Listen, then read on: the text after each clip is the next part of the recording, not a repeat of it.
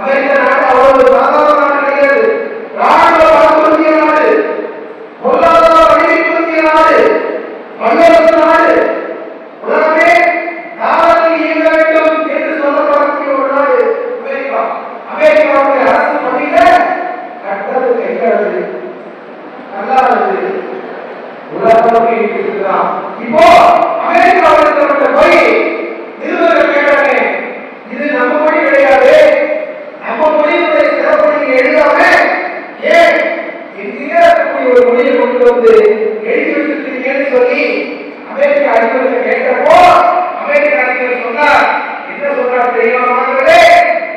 நிறுவனத்தை சொன்னாரு, அமெரிக்கா மக்கள் எல்லாம் தெரிந்து கொள்ள வேண்டும், அதிபர் இந்த உலகத்தில் பழமையான மொழி, தொன்மையான மொழி, இலக்கண இலக்கியம் கொண்ட மொழி எதுவென்றால் அது தமிழ்தான். அதனால்தான் நாங்கள் தமிழிலும் ஆங்கிலத்திலும்